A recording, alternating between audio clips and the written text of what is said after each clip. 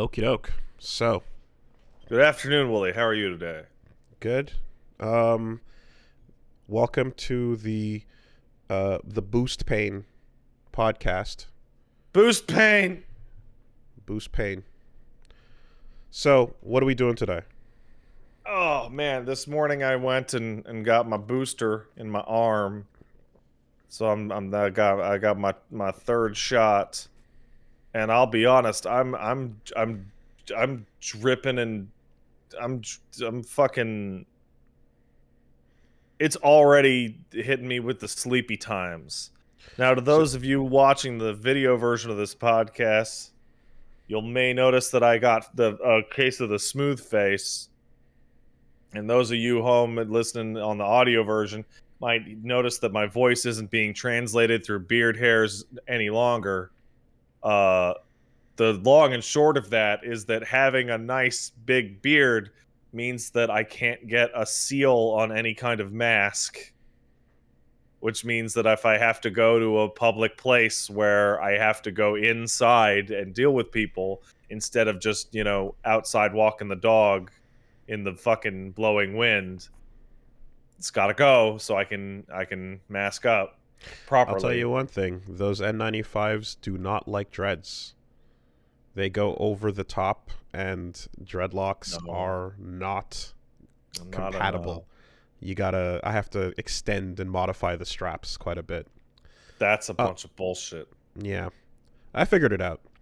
Here's what you have to look forward to. I got boosted on Friday, and uh, it was just the arm pain. And then Saturday, I was like, yeah, I'm fine. Let's stream. And we hit up that Ultimax, and we did some games. And as I was playing, I was like, ooh, hey, I'm starting to feel some stuff, you know. Yeah. And then I was like, I can hang in there. It's fine. Then towards the end of the stream, it was like, okay, body aches, dizziness, lightheaded. I'm like, okay, that's definitely a sign we should probably wrap it. And then we did. And then about like maybe an hour or two after we were done, I just got absolutely leveled with maximum full body aches and pains.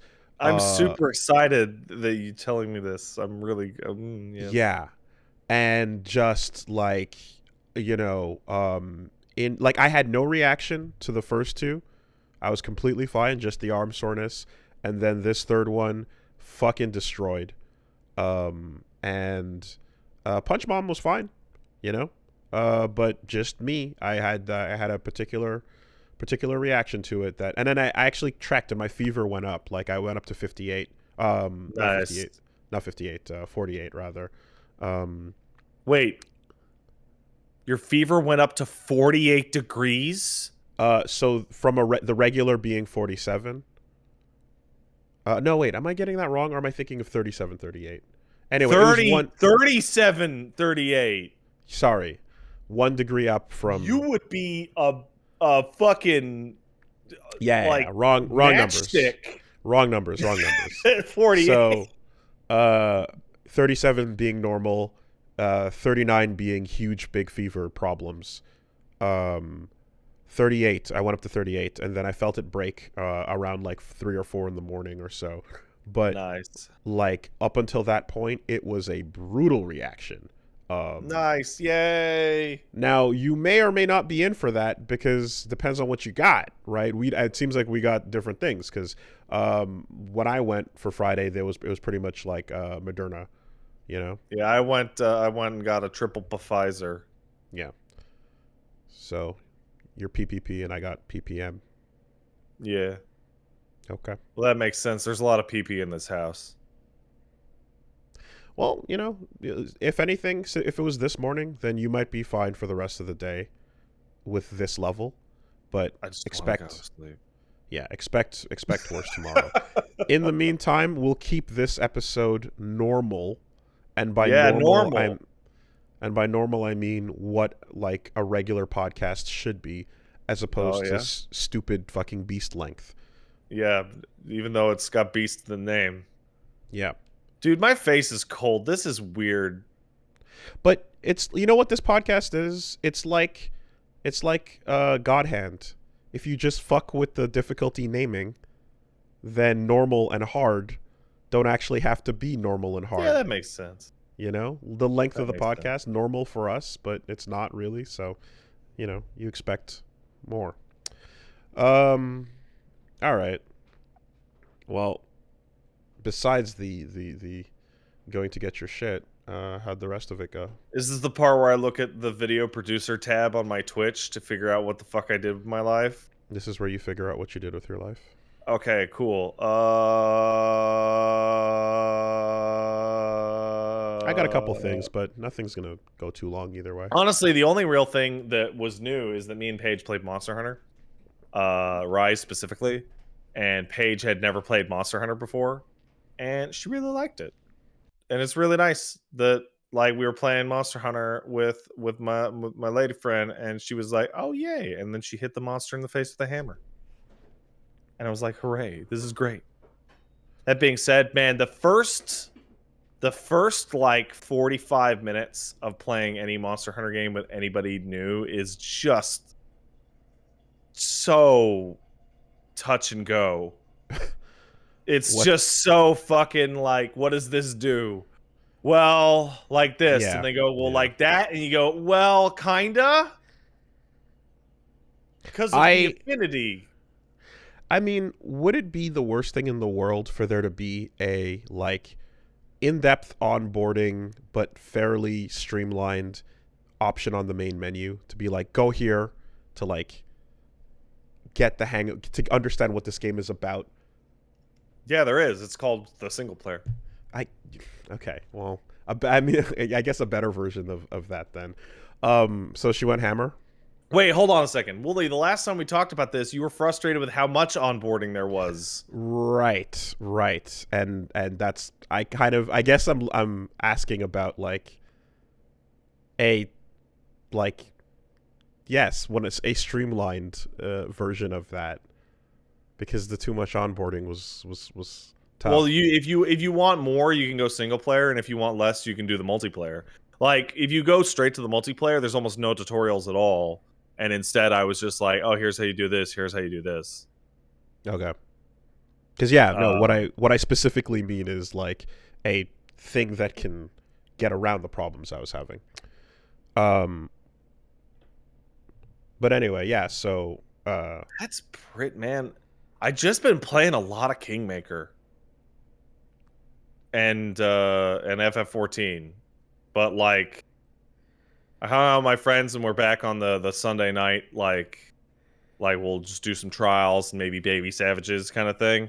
And like I have not hung out with those people on my Sunday night thing for like 8 weeks, 10 weeks, something like that. And man, there's a whole fucking learning process into getting back into that group mentality. Like, it's just I don't know how to explain it. I really don't know how to explain it. I can't compare it to anything. But like, we were in this situation where like the guy, a good friend of mine who does all the call outs, like our language wasn't in sync anymore, and like we have to kind of like relearn how to play together. It's a whole thing. But it was fun. It's really great to get back into that schedule.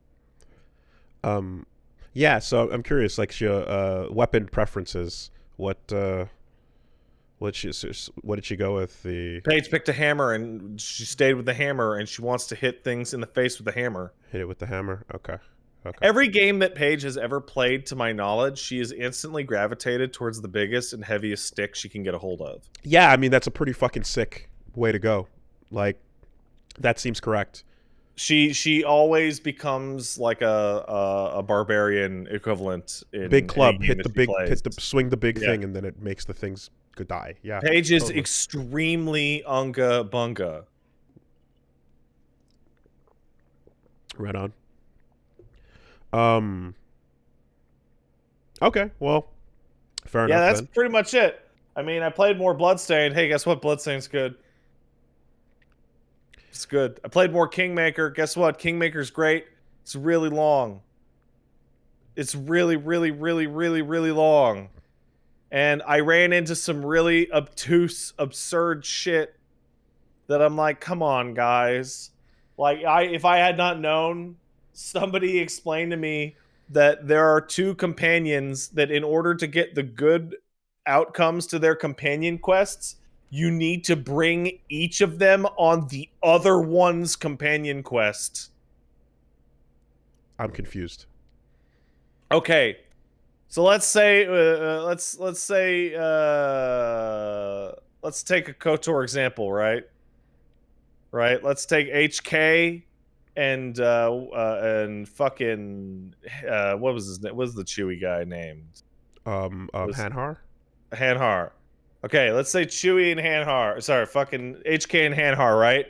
Turns out you can only get the good outcome for HK and Hanhar's quests if you bring HK to Hanhar's quests and Hanhar to HK's quests, even though they don't like each other. Okay. Okay. Because they have to see that in one situation, this person will act like this way, and then the other person will act the other way. And it's like a whole fucking thing. And it sucks, because I hate one of those fucking characters. And I've had them on the bench the whole fucking game. Okay. Whatever. It's not the end of the world. Yeah. Okay. Over yonder wolf side. Hey, if you want to check out the streams that'll happen every day this week, except for Tuesday and Sunday, I preemptively scheduled it. You fucking Wednesday to Saturday because I knew you kill that fucking Tuesday if you know it's good for you. You go down to twitch.tv/PatStaresAt. You can go do that. Or you don't kill Tuesday and then have the stream set to auto live and just have the stream automatically turn on and just hear in particular on Saturday we're gonna be playing Monster Hunter with Paige again, and Eli's gonna hop on and play as well. So if you guys are interested in that, you can check that out Saturday after. What have you been up to over on Wooly Versus? Okay, well, yep, so booster thing, that happened. Okay, well, how about this? How about trademark Wooly's Awful Movie Opinions segment? Can we do another one? All right. We do one every time you watch a movie, so let's do it. Yeah, let's do it. Dude, Don't Look Up is so deep because it tells you what you feel. Damn, dude. It's so deep. Cool. Did you get it? Did you get it? It's about global warming. Yep. So I watched Encanto, and I thought it was pretty good. Yeah. I was lit. We were just talking about Encanto in this house 40 minutes ago. Because I was using the TikTok, and I looked over to the lady, and I says, "Hey, lady," and she says, "Yeah," and I said, "Have you heard that Bruno shit?" And she's like, "Well, yeah." I'm like, "Can you mind if I watch it?" And she's like, "No, that song's great." So then I watched the Bruno thing, and I'm like, "Should we watch this? This looks good." And she's like, "We should watch this. It does look good." Yeah, it's pretty good. It made me realize there's two things about it. One, the moment like the music kind of started, I kind of went, "Oh, wait. I haven't watched a musical in a really long time." And even the recent 3D animations movies I've watched, like watching the Pixar movies, like, yeah, they don't do the musical stuff, but that's right. Yeah, they don't. Yeah, well, so here's the thing, right? You have to realize that like Pixar's Pixar, and they're still Disney owned, but the Disney Animation Studios movies are not Pixar, and those are the ones with the musical stuff, and those are the ones that, well, sometimes at the very least, the Tangled and the such and the Frozen. But yeah, you don't really realize that. You're like, oh yeah, the music moments and the parts where they get ready to start singing, you don't really get those in the Pixar movies, really. So in here, you're like, yeah, fun songs, good stuff. I realized that in everything, like I love a bunch of old Disney movies that have like fucking, like Lion King's fucking great and on all the music and stuff. But I realized like the part that I find the funniest is the transition in between the real life or the movie happening and then the song getting ready to start. There's always a weird moment of you don't know a song's about to start here, and everyone starts talking and acting a little weird, and you're like, what is happening? I don't know There's about that. Man. What are you talking about, dude? And it's a little like the things just kind of slowly lead in, and then the background music builds up. You're like, oh, we're starting a song, But it's that I can see what's happening. What? And they don't have a clue. Who? Like the fucking in between moments are always just a what is happening? Oh God, music. Right. Okay. Cool. And then the Bruno song's fucking. It's a catchy one. And. Yeah, I'm a big fan of songs that are 5 songs, and at the end they're like, "Why don't we just overlay every single fucking song on top of one another?" What if I did that? Those are good. When you do I like that. I don't know what that's called. In the round. It's when you go in the round at the end of a song. Okay, cool. And then there's a thing that there's a thing I have about when I'm watching a story sometimes where, it was in the end, like it totally makes sense, but I had a moment of confusion, I guess, about like what's happening, and you said you're gonna watch it, right? Yeah, probably. Okay, so there's a how like when a world gets introduced. And then you kind of go like, okay, there's the setting, then the characters are in the setting, and then like, let's say you're introducing, I don't know, like Harry Potter, right? There's the world, and then there's magic, and then there's the people, and then like you kind of try to figure out how they use that stuff and whatnot. Yeah, you gotta get over the fact that it's British. Sure. Yes. Exactly. And so in this case, it was one of those bits where like, because of the way the magic is kind of introduced in this, I was kind of like, I thought it was, I was waiting on like a sort of like an outside explanation for things, and then there wasn't, and it's a lot simpler than that. But it makes me realize that like when in the absence of information, I assume that there is a system like the one I just described in place, and that's not always going to be the case in stories. Are you disappointed with the lack of lore in Encanto? Not at all. That's not what I'm saying. No, because it makes perfect sense, and the end, it's the whole thing's about family, right? You're going to see that giant cast of characters, which they do a pretty amazing job. Like, you see a whole bunch of them, and you're like, that's so many people.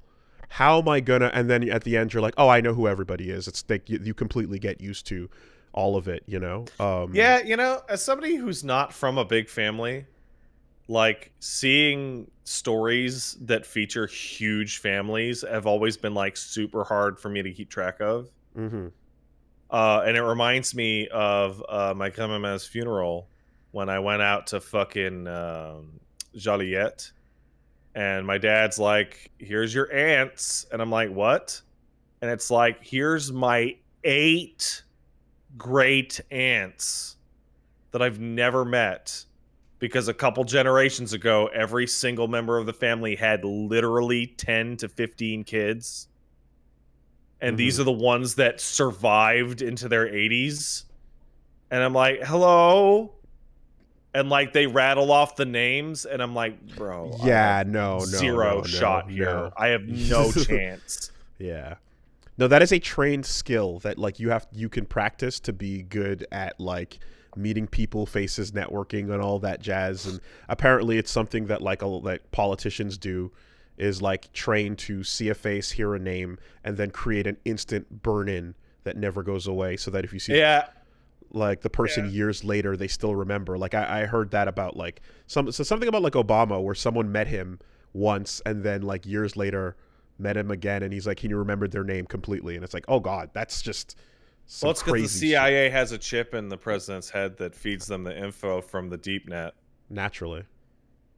But on top of that, dude, in that particular situation, I know this is off topic, but like, because all of these are aged French ladies, they've all kind of like aged into the same person. Mm.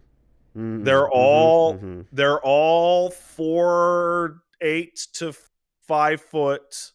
They all have the same styled gray hair. They all have the same accent. They speak zero English because they're out in Joliet, right? Mm. They saw my mom and went, "Oh, regardez ça, c'est un Anglo. Oh, bonjour." And my mom was like, "What do they say?" And like, they're very surprised to see you. They're very, you're like a zebra. That's funny. Yeah. Anyway, so though there's just a little bit of like as the story's kind of going on, me going like, what, like how does the magic work, and like what's making those things that they're going through happen, and then it's like, oh shit, it's yeah, okay, it's a lot more of a closed circuit than Is it a rock? It's a candle. Okay, done. Yeah. Fine, sure. Mm-hmm. But really, it's family. Family. Family. It's That's all the most about important part. family. Family, though, right? Never ever forget your family. So yeah, it's a fun one. And Disney Animation Studios has successfully made it so that most people's brains are not going to distinguish between a Pixar and a non-Pixar movie when they drop. Your brain is just gonna, yep, it's one of those, you know.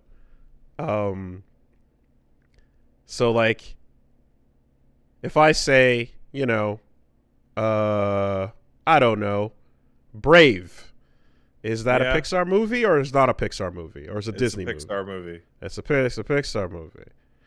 But if I could. Yeah. Okay. After you. You can tell them.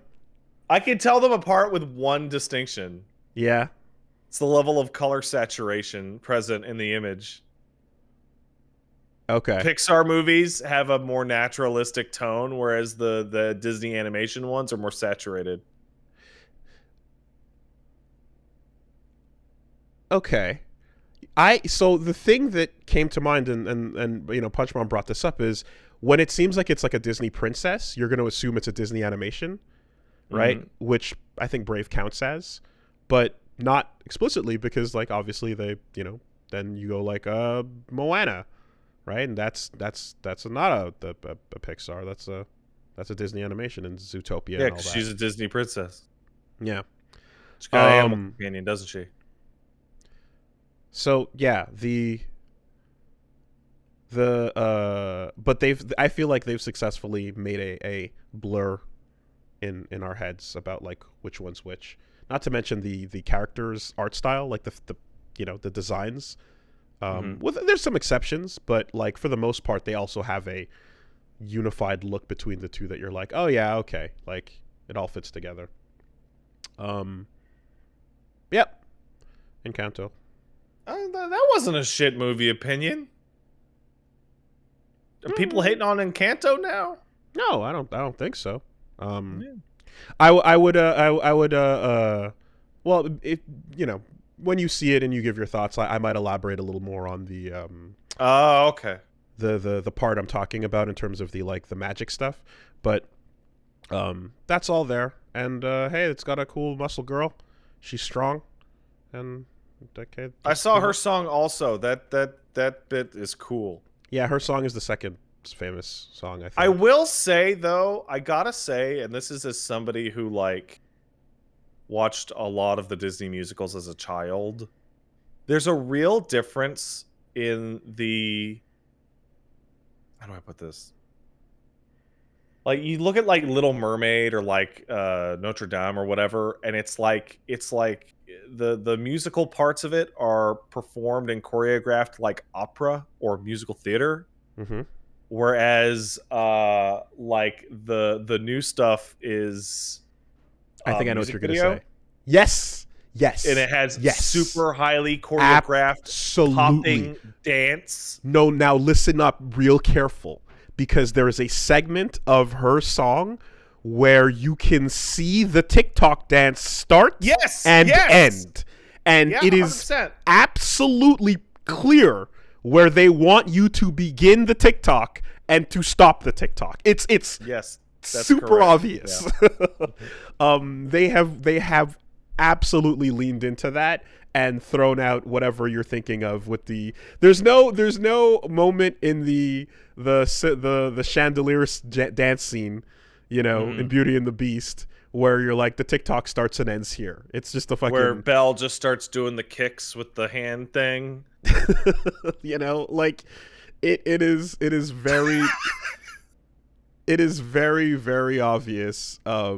Like a lot of the visuals and like colors shift, a spotlight drops, you know, and then the choreography begins, and it's very much like put your camera vertically here, stand back, get yourself in frame, and you know. So expect. It's kind of like when you. It's not dissimilar to when you see videos that are or shows that have a moment that's made to be GIFed. 100%, yeah. Like Teen Titans Go. Mm-hmm. Or Tim and Eric. Or me pulling the camera in and whispering, "Shut the fuck up." Yeah, that you knew what you were doing. Cheers. You know, I'm going to go on a side here because I have nothing to talk about on my week. So I'm going to fill time with some bullshit that I want to talk about. Paige and I have been locked into the fucking the ritual of, okay, it's time to go to bed, and what going to bed means, let's snuggle up and watch TikToks for 90 minutes. And it's actually a lot of fun. But more than anything, I will give that platform a serious prop because it has revitalized a style of humor that I absolutely adore. I forget the name of it. Is it Dinosaur Comics? Dinosaur Comics, yeah. Yeah. The same panel. I love Dinosaur Comics, and I am in fucking awe that I think they're still going. And it is literally the same fucking thing every day, and have kept it fresh. And there's an elementary school teacher that I follow, for example, on TikTok, named Leigh McNasty, and he just does skits that are, "This is what my fucking students said to me today in class," and it is the same joke every single fucking day, every day, and it's just different enough. It's just enough that I'm like, this is great. It's like Rodney Dangerfield's fucking platform of choice, rest his soul. The man had a single joke for like 50 years. Figured it out. Yeah, well, you know, I mean, I don't. Is that platform specific though? Because that just sounds like that person could be funny on anything there. Oh, absolutely, but because of the nature of it, of like, hey, here, do your 30-second video, like Vine similar, and people are just doing them every single day. Okay. Yeah. No, I at a brief swipe through the the account that's set up and doing stuff, I just was completely just not interested in what I was seeing. But there's memes. I know, and I looked and I'm like, don't you want to know what the kids are into? I hated so much of what I was seeing. Well, I mean, when I see like it swipes to like some kid who's gonna pretend they have Tourette's. And it's just the word, and I'm like, you gotta keep. So the way TikTok works is you have to watch enough of it that it has to know. I realize that. But I just like what I like. If I wish I could just like if anything, I want like if I could feed my algorithm, I would want it to just send me short videos of machines doing things. You can do that. You I can know, feed your algorithm. and I have done that on Reddit and a couple other places where it's like, just show me, and Instagram as well, like dynamic automation. Just show me machines doing rote things in a really cool way, especially if it involves like melting steel or cutting into it. Sometimes that shit is fucking rad. I will say there is. Sorry, after you. No, there's a guy that took apart a watch and put it back together, and I was like, yes, that's cool. Yeah. That's me. That's what I want my algorithm to be. The TikTok has a bunch of weird mechanics to it that put you face to face with the algorithm so much more closely than any other form of media. Like you like with Facebook and Instagram and all this shit and Twitter, right? Like you can kind of sense the algorithm working in the background, right? But you don't get to look at it. TikTok, you get to look at the algorithm as it's happening, and I can tell you why. It's because TikTok has a specifically nightmarish algorithmic problem, which I'm sure everyone who uses that application often has encountered, which is it determines what you want to see based on how many times you see certain things and keep watching them, right? Mm-hmm. Which means you're scrolling through the TikTok and you're like, nah. And then in the far off, you go, burr, you hear burr, burr, burr, burr, burr, burr, burr, and you go, oh, I'll put my phone down. Hold on a second. I'll go check out on seeing what puppy dog is barking at. Oh, he needs to go outside. Oh, okay, I'll take him outside. And then you come back in and you go, oh no, I've been rewatching this garbage on loop. Like literally 80, 100 times for like 20 minutes. He loves the fake Tourette's girl. It's you know what it's like? It is the equivalent of when you click on a gaming news fucking thing on YouTube and the guy starts going off about SJWs ruining video games and you click off. And then your feed just starts feeding you nothing but Jordan Peterson and Joe Rogan. Nothing but, like, you can't get away from it, and your shit fills up with fucking anti-vax crap, and you're like, no! I just wanted to know what's going on with Dark Souls!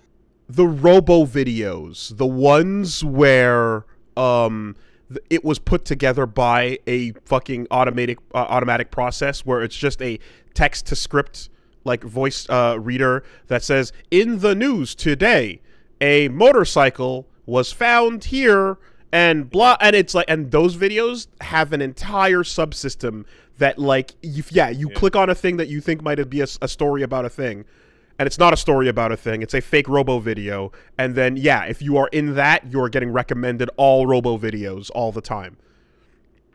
It sucks. It's a problem. Yeah, the algorithm, I want to just make it robots doing, well, not robots talking, but I want it to be robots making things. If the robots are talking, that's bad. If the robots are machining, that's good. I've discovered a bunch of new facets of people's lives that I've never known about because of TikTok, which I genuinely really like using the app. This is not an ad, by the way. I just waste my time. Like discovering that contractors hate each other, like the electricians and painters and drywallers all fucking hate each other so much. Oh yeah, that they're putting up videos of them shitting on each other's work and like damaging each other's fucking jobs, businesses. Like is fucking, it's incredible. I love it. I absolutely love it. Don't use JP's drywalling service. Well, Look no, at this because garbage. it's like an electrician coming into a job and going, these motherfuckers drywalled over my fucking fuse box. Yeah. So now I gotta, and he starts taking like a pick to it. Now they're gonna have to do this over, and it's like, I love it. I love this new world of antagonism between people. It's good. Anyway, well, so yeah, Encanto. Also, Okay. this is important, Wooly. This is really important for us. What I've discovered by getting little peeks into people's lives is to never get divorced. Okay. Just don't do it. No matter what. Just don't get divorced. If you're thinking about getting divorced, don't do it. It's bad. So, I take it Divorcee Tok is a thing then? It's the most pathetic thing in the world. It's people doing like anime music videos of them like throwing their rings away into like the snow. And like it's like it's the cringiest shit you could imagine. Okay. It's like fake skits of pop songs over the things that you miss. But now I would never invite that into my life, and I would never go looking for that. So the fact that that would be pushed into my face, I don't enjoy that. I don't like the idea. But you love cringe. I do. That I do. But like this specific, you're like this whole rabbit hole you're describing, like I would never go looking that up, and just like having it shoved down in front of me, I'm just like, yeah, I don't know. I would like to exert some control over the situation. Perhaps a search box, you know. It's a roulette wheel for cringe. Yeah. Anyway, all right, that's. I just wanted to. Sorry, I'm never gonna have a chance to talk about it ever again. That's it's interesting you're mentioning like watching your algorithm develop and getting into the TikTok stuff, because like again when the page popped up and I went and I looked through a bit, and I was just like, I absolutely don't like I see how this would learn, but I'm too impatient with what I'm seeing, and I'm actively hating most of what I'm seeing. I think my favorite part about dealing with the algorithm is that you or I will show up in my algorithm and I'll be like, get out of here. I don't want to see that shit. Swipe the phone out of your hand. Get out. I don't want to. It goes flying. It's like CSB clips. And it's like, yeah. I'm not going to watch myself make a point to you. That's weird. Yeah. I get it. That's intellectual masturbation to a level I don't think I'm ready to get to quite yet. Oh my God, listen my back. face is literally cold. I will listen back to me coughing and dying and laughing at something, but not to anything at length. So anyway, yeah, there's that. And then we started Silent Hill 2, and that's still going, and that's pretty good. How is that going? Tell me about it. Well, it's going good, and I'm enjoying what I saw so far, and like even already knowing like stuff about what it is and what's coming in some ways, like it's still a really enjoyable journey. And there's stuff that I don't know, obviously, so it's not all 100% clear. But the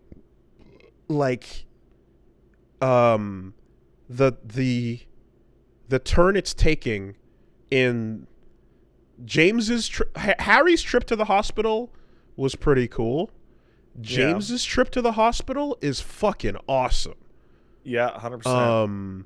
Tons of shit happens in there. Way lots of shit happens, and seeing like how it handles the descent is so fucking sick. That's really good. I like that a lot. A lot of people were like, it's so weird because Silent Hill 2 is one of those games that like when it came out, people didn't give it its due diligence.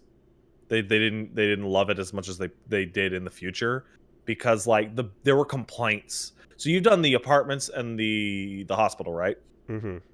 So hospital's a really good example. Harry's hospital is blood, chains, Mm-hmm. murder, nightmare. Whereas James is like filth and like plastic and like depression. Mm-hmm. And it's not as overtly horrifying, right? There's lots of blood around, But but you know what I mean, right? It's not yeah, as it's not the same thing. It's not the same right. thing. And people were like, "It's not as scary." It's like, well, it doesn't need to be as terrifying to be as good. Well, here's what I noticed, right? Is what's going on there is instead of like yeah, like that all that like massive like blood horror murder stuff. There's stuff like, oh, you have to reach your arm into this hole to get this thing. Okay, Hey, now man. there's another dark space you have to reach your arm into. You will never stop putting your arm into unsafe dark crevices to pull things out. James is the kind of guy who will just jam his arm up to the shoulder in a strange shit-filled toilet with no hesitation. And that's a specific kind of horror. It really is. The other thing, of course, is the streets are not filled with wyverns and fucking dogs biting and tracing and swooping in from above and below. It's a bunch of walkers that are fairly easy to avoid, especially because like the more challenging runs were running away from the monsters in part 1. And in 2, it's like nothing. I have no problem clearing these streets. The lying figure, which is what you're going to have for, I don't know, like 80% of the time in those streets, is nowhere as dangerous or as mobile as your dog or your pterodactyl. But the knockdown to the ground crawl around still got me, though. That got me pretty good. And the noise is, don't like it. Oh, the noise, the sound design fucking did its job in the prison cells when you're like, I'm like, there's a boss in this room and it's here to eat me, and it's like, no, there isn't, but damn, does they fucking mess around. Or that empty room with the gallows and the chariot. Oh, you're going like, god damn, that fucking room, man. I've never been more uneasy in a room with that where there was no threat whatsoever. Yeah, it's doing all sorts of stuff that's way ahead of its time. Let me ask you, how do you feel about, quote, that red pyramid thing, end quote? I mean, because they never call him Pyramid Head in the actual game. They just go, red pyramid thing. Well, he does his job of like creating an instantly oh fuck, oh shit, oh god, oh fuck. Though, like, I didn't like the rules of how he works, because this is just how I do things, were not clear on an initial encounter, and so it was they're not. They're really unclear. So then it's like, am I? At a certain point, I'm like, okay, I feel like I'm wasting resources here. I'm just gonna not do that. And it's like, no, you would be right to do so because you advance the time frame that it takes before he goes away. But I felt like I was being wasteful and dumb for emptying bullets onto him that were clearly not causing a reaction, you know? If I remember correctly, mechanically, his health bar is a timer. Yes, and he slows down in animation as you do more damage to him, and then speeds back up as that heals off, you know? But like it's every tough, other, though, because like the thing you're describing about like it feels like nothing's working, that's intentional. And video games tell you, using that language, try something else. So the game is communicating to you, try something else with that with the language, and you're like, well, that door's locked and this downstairs pit is fucking full of water, so I guess we're just gonna wait for this to happen and try not to die, you know? And then, yeah, it does its thing. Then later on, boy, did I lab it and initiate the QA field, and now I completely understand how he works because I broke him. In the second encounter, I completely smashed it open to the point where I was like, can you save Maria in this hallway? And the answer is clearly no. But we find out because I forced her, because she's behind you and she's not tracking as fast, so then she's always going to be in the way, you know? But I forced her in front of me and then bumped her to the point where he triggers. And then he's trying to round the corner, and then I do a fucking side flank and just start going at it with the hammer, and he completely can't do shit. And we get to a point where we spend like maybe 5 minutes just like, okay, this is the limit of what they wanted you to do. Why you gotta be like this? That's like a really dramatic scene. Nuh-uh. And Too you're bad. like, what if I broke it? Too bad. That's why I'm good at my fucking job. That's what it is. You know? Jobs to make content now, Willie. And in that same vein, I also I miss the back step. The dandy step, the little hook. Yeah. That thing was, if you watch my run in 1, I use that to perfectly out footsie some bosses. And yeah, it's weird because James is like heavier than Harry was. Yeah, I have the run going, and it's like, that's nice, and I can actually maneuver, and I have more gun options, and that's cool. And I have, you know, the weapons and such. But that little slow lumbering backstep, I was able to buffer that in and anticipate attacks and space them. And like, now I can't do that. I'm like, damn. And then the other thing that is better in 1 is the swinging, like mechanically, is in 1 it's just hold or tap, right? And you can move forward or backwards depending on if it's the sideways swing or overhead. In this, it's trying to emulate the sensitivity of the analog inputs on a PS2, and it's not fucking working on this port. So instead, you have a really weird, inconsistent, sometimes tap, sometimes hold with each weapon thing that's not clear, you know? Yeah, but all that aside, yeah, still really, really solid. Puzzles are good. Everything was fine with that. I would say that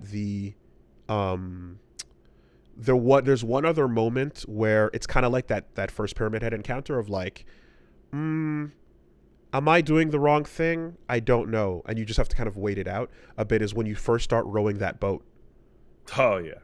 And you're like, am I you're doing okay. Am I doing nothing? You know? Yeah. And then you kind of start swinging it around, and you're like, oh, okay, there's a light. But there was at least a solid, you know, I don't know, maybe minute or so of like, am I just fucking doing nothing right now? Am I swinging into a corner? You know? But yeah. One of the things that, like, I feel like I want to point out, because I want to get your feeling on it. I feel like Silent Hill 2 remains to this day the absolute best example of the quantum distance between having Laura Bailey play your 10-year-old and having a 10-year-old play your 10-year-old. Yeah. Because Laura, the character, being voiced by an actual child, after listening to so many video games have children that are just like women in their 30s. Yeah. Is nuts. Like, it's night and day. And, you know, that you little shit fucking feeling. Oh, fuck that kid! Just immediately cements itself in your heart. God, you little fucking, you know? Yeah. No, it does its job. It gets you fucking riled the fuck up. Beat the shit out of that fucking kid. kicks the fucking key out from your fucking hand, then locks you in that fucking room. Say you're sorry. I'm gonna kill you. It was also wild to see, like, again, when the game goes, like, there's like, even when you're fighting bosses a bunch of times, it's like, yeah, this is a boss, but it's still a monster, and you're still trying to, like, you're still fighting it with a dynamic camera angle that puts you at a disadvantage, right? Like walking down a hallway with no sight down the hallway, it's all over the top. But then when you get locked in the freezer room and you got to do a fucking MGS boss battle with Fat Boy, and you're like, oh, this is now like siphon filter camera. This is now over the shoulder, hide behind the meat, line it up, and you know, it switched up pretty aggressively there. That game came out a long time ago. That's all I could say. But yeah, man, I love that fucking game. Yeah, no. Where are you at right now? You're headed to the hotel? You described rowing your boat? I rowed across the ocean. I got to the hotel, and I saved it. The hotel's hot. I love that place. Cool. Yeah. So far, so good. Oh, also, we didn't talk too much about it when you played Silent Hill 1, but now that you're most of the way through Silent Hill 2, how do you feel about the music? Yeah. So it's such a shame that like some of the cool what I'm just gonna call it fucking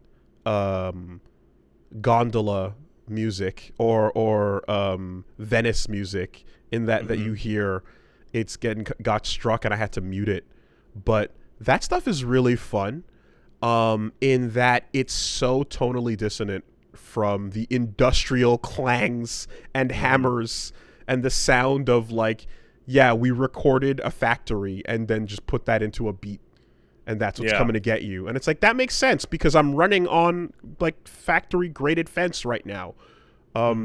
Yeah, it's good at being like spoopy, you know? It's doing its job. I fucking love that soundtrack so much. Just all the really somber piano tracks. Oh. And then somber piano track, you know, like sandwiched between just the most dissonant fucking music. You know, it's a shame because like there are different styles, obviously, but as a big fan of survival horror from the late 90s and the early aughts, the PS1 and PS2 generation survival horror games, they all had this really unique sound, which was like, I guess I would call it like ambient, creepy room audio. And they're great. And shit doesn't sound like that anymore. Like the Silent Hill 1, 2, and 3 and Resident Evil 1, 2, and 3 have incredible soundtracks that are just this ambient anxiety, but also just sound very pleasant to listen to. So like the in Resident Evil 2, there's like the lobby theme, or in Silent Hill 2 when you first met Angela, and there's like this halting piano, and it's like, man, shit doesn't sound like that. I think the last game that sounded like that at all was like Devil May Cry 1, where there's just a little bit of it left. There's a really great track that plays when you walk into the bowling alley and Eddie's eating the pizza. There's a couple times where unfortunately I like paused it or walked into a door and then it stopped. And I was like, oh, I didn't want that to stop. But that was before video games learned to force you to walk somewhere. So they expect that you're gonna just sit there and like soak it in. But if you're just like a pro gamer like us, you just walk over to the door and leave, and the music just cuts, and you're like, "Oh, I thought fuck, that was gonna continue through the door." Yeah, exactly. You're like, I thought the ambience would go. Anyway, yeah, that's cool so far. We'll see where that go. You know, we're coming upon it. Probably gonna wrap that up this week, next session.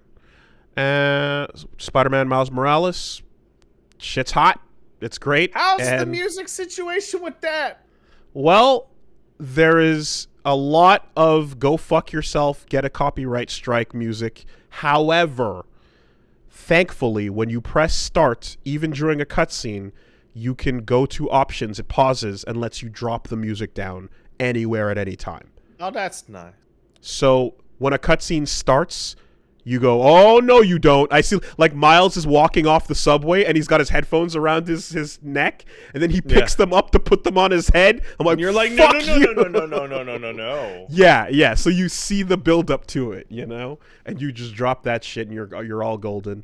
Or, you're at your house, and then one of the things is like, go find a record to put on the record player. And you're looking through real records of real music, and you're just like, yeah, okay, fuck off. We're turning that down.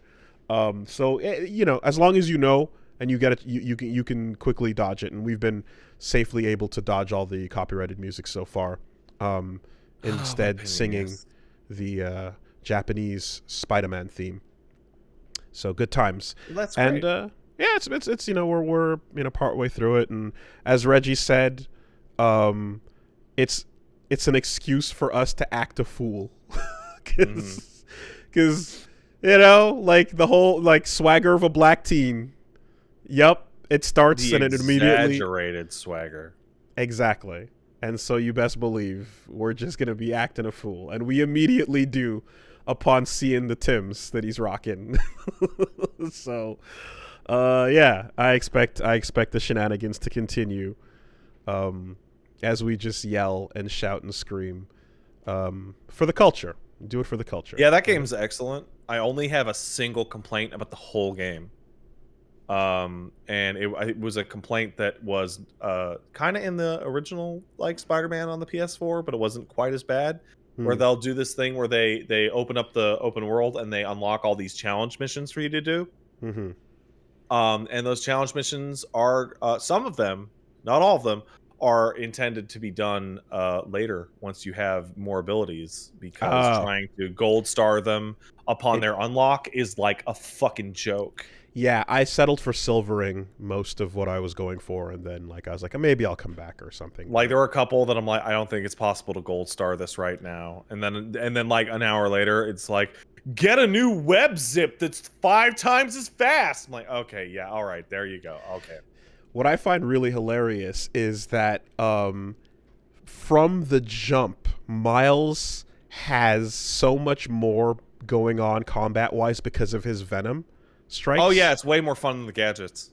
And like he still has gadgets, but you have such a ridiculously strong ability that like devastates, you know, like even the longest encounters. And so to make up for the fact that like he has this overwhelming power, but you're clearly not fucking Peter Parker, like Spider-Man. You're new. You've been doing it for like a couple weeks or something. So his animations have to. He's sloppier, and he's goofy. They compensate by making his crazy overpowered stuff be like, whoa, oh my god, I almost lost my balance there, you know. And like they have a lot of like they put the amateur aspect into the animation, because in terms of just what you're doing, it's way above what Peter could do in the last 100%, game. You know? Like with the swinging is where I found it to be the most obvious, because Peter is like doing this picturesque cover of the comic book, gymnast, perfect swoops and dives. And Miles, like one of his things, he's swinging from it on one hand and he's like spinning horizontally around it, like looking over his shoulder because he can't keep himself steady. Pointing straight. Yeah. It's funny, but they did a good job with that. I was really there was only one thing that I was like about that. I was like, man, these animations are great. I had wished that there was a slight change to the animation from the very beginning of the game to the very end of the game. I was hoping he would become a little more just a little more confident, a little more, but no, that's a sequel thing. That's going to be that's going to be the difference between the picturesque, like classical Spidey and then the goofy style in our sequel, and then Venom. Not every game can be Lester the Unlikely. You're right. Not every game. God damn it. Reset the clock. Damn it. Reset the clock. We just mentioned Lester the Unlikely. Yep. And if you know, you know. So yeah, you know. Yeah. That's a good one that continues. And real. There's not much to say, but look, we've been having some fun over on the Get Into Fighting Games. Just doing some Ultimax sets because fuck it. Oh yeah. And yeah, and it's been fun. It's been you and Reggie. Yep, and then doing the Parsec matches with the crowd. So anybody who wants to come play with us, you plug in a controller or a stick, and you connect on Parsec, and then we play with you together, and it's been dope. And those are some hype episodes. But then in addition to that, we've got a special little we got the whiplash of digging into the barrel, pulling out Ultimax, and then also playing some obscure nonsense bullshit such as Heartbreakers Advanced NB is what Get Into Fighting Games is all about. And I want you to go on the journey in that episode when it comes out, folks. It's a good time, but needless to say that there's a point when we're scrolling through this goofy ass cast of characters from a non-released 3D Korean fighting game that takes heavy cues from rival schools in Tekken. Okay. Goofy ass characters and meters that no one can figure out what they do or why. And Good. There's a subsystems that like NASA scientists are currently trying to find out what the N meter does and why it occasionally switches to the S meter. We don't know. Will we ever know? Maybe in another couple decades. But for now, the research continues. And Reggie, he's still relatively new to this whole game, so he's gotten more comfortable. He's gotten the hang of throwing me under the bus, throwing himself under the bus, throwing the bus under the bus. Oh, you mean this game? This game. Not that game. Okay. Yes, no, this All right. game. Got it. The microphone sitting in front of you game. The Triple H game. Indeed. And, but every once in a while, he still makes a couple rookie mistakes. And I gotta go, oh, hold up. Here we go. Here's a lesson. So he made the mistake of scrolling off screen to the boss characters way too soon in the video. And he's like, oh, let's go see what these guys are about. And I was like, no. Only you get to do that. No. You. Do not get to the extra off-screen content before you go through that main roster, because you never know what kind of wild shit is coming off screen, right? For example, one time the boss characters in a game we played included Whacker, who was just a Nazi that threw burning swastikas at you, right? I remember that. And then, so I'm like, okay. And then we go through the regular roster and get through the cast, and then lo and behold, in the fucking bosses, a Nazi shows up with swastikas burnt into his arm. Again! And I'm like, I wasn't even talking about this game. It was wild. So, and then from there, of course, the machine starts turning. And the references start going, and then the gags, and then downfall.mp4. And in the end, watch it. It's a good time. It's a fun journey. It's probably about 20 minutes long. But whenever that drops, it's Heartbreakers Advanced NB. Here's the takeaway of the night is third Streich, spelled Striech.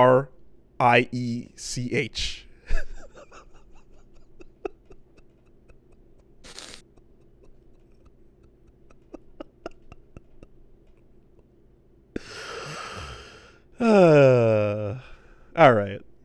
I got that little smile on my face. Yeah. Just like, okay. So, come check out the fun times over on Wooly Versus. Currently, we got Silent Hill, we got Miles Morales, we got Dark Souls. We got Ultimax, and soon we got Heartbreakers Advanced NB. You guys are still doing Dark Souls? I thought Reggie beat it. Yeah, the episodes are still coming out though, because okay.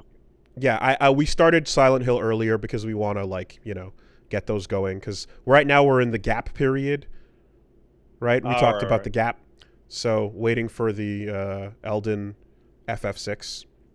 Oh, by the way, somebody sent me one of your videos for Dark Souls, and they're like, you won't believe this shit. And I can't believe this shit with Centipede Demon, where he just accidentally one-shots it and gets the fucking ring. Dude, if I relayed to you the level of bullshit luck this fucker has been experiencing the entire time, it would just be a constant state of anger and frustration. Okay? Everything he's been doing. Random, untargeted magic shot. Knocks the arm off immediately. God, never mind the archer approach at the rooftops of Anne Orlando. Never mind, a bunch of other nonsense moments coming through and working out. Yeah. Anyways, it's wild. It's wild. It's fucking stupid. Reggie's just a lucky motherfucker, and in Dokapon, I saw it and I was like, I can't even challenge it anymore. I just gave up.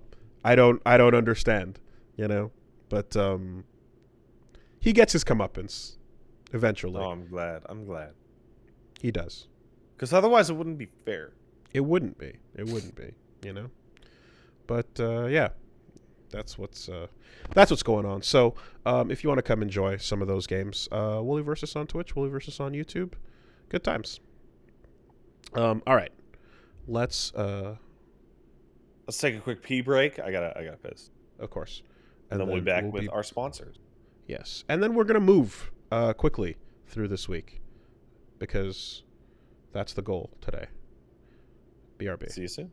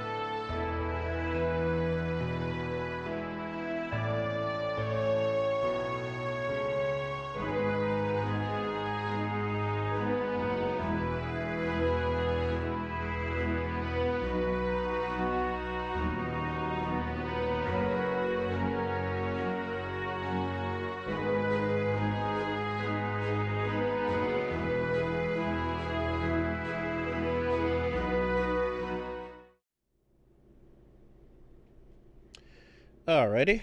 The quick word from our sponsors starts now. This week, the podcast is brought to you by Stitch Fix. Stitch Fix? Stitch Fix. Who are they?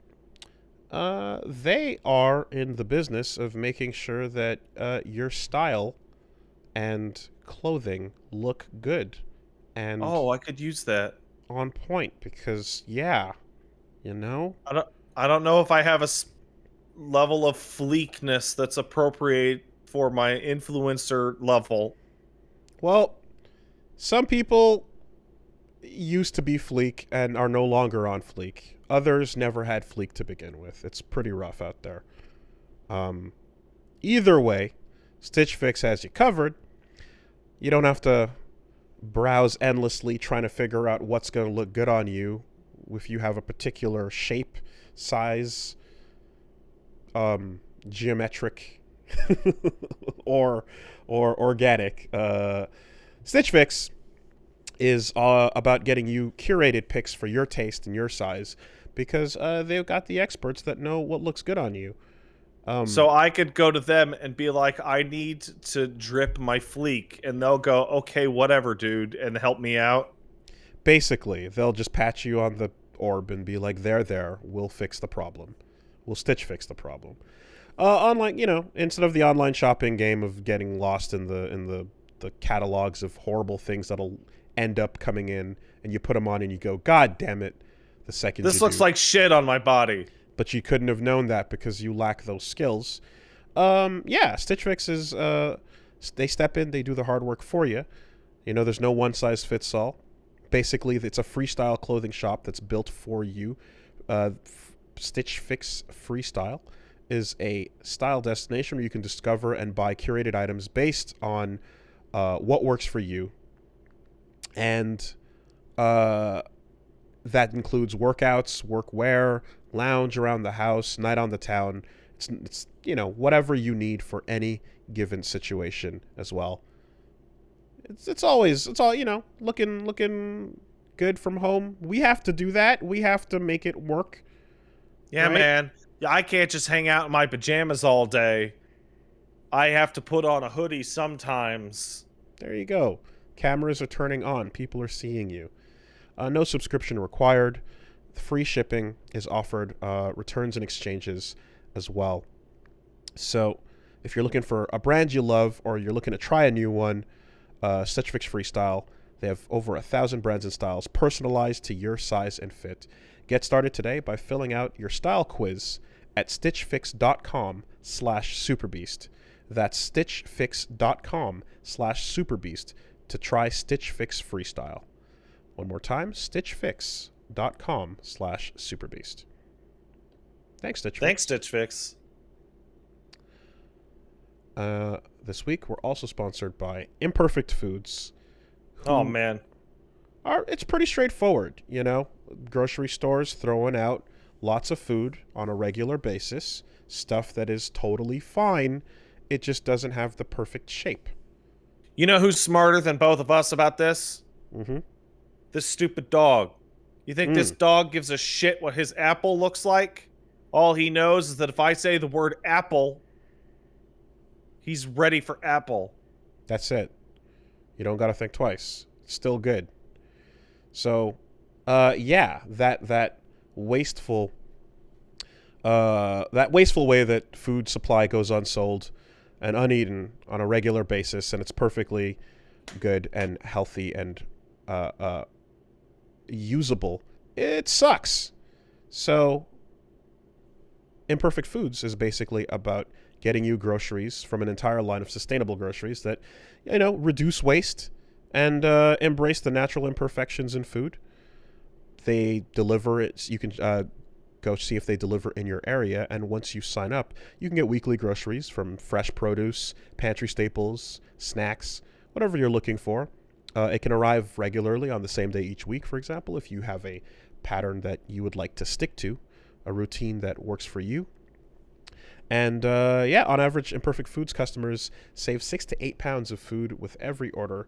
And unlike on-demand delivery companies, they can deliver weekly by neighborhood, a unique model that produces 25 to 75% fewer emissions than individual trips to the grocery store. So, yeah, not going to the grocery store seems fucking lit right now. not a bad idea. Not a bad idea.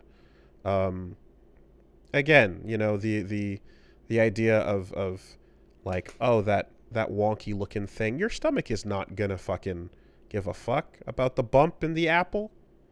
Your stomach doesn't even know the difference between an apple and a rock half the time.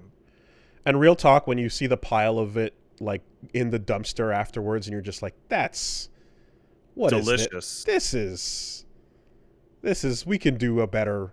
There's a better way to go about modern food. It's fucked, because I used to work at a place where we'd get a banana, and it'd be a perfectly good banana, and somebody would go, this banana looks too fucked up, no one's gonna buy it, just throw it in the garbage.